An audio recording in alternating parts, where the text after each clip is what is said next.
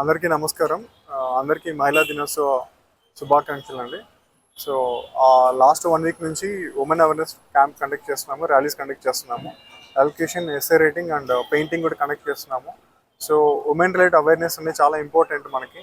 So చాలా వరకు మనకి ఈ అవేర్నెస్ క్యాంప్స్ వల్ల వాళ్ళకి ఒక ఏమంటారు అవేర్నెస్ అనేది క్రియేట్ అవుతుంది.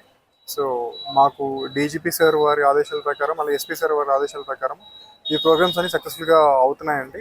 సో ఫైనల్గా ఈరోజు వాళ్ళకి బహుమానాలు ఇస్తామండి. ఎవరైతే గెలిచారో ఆ కాంపిటీషన్ ఇట్లా కూడా బహుమానాలు ఇస్తాము.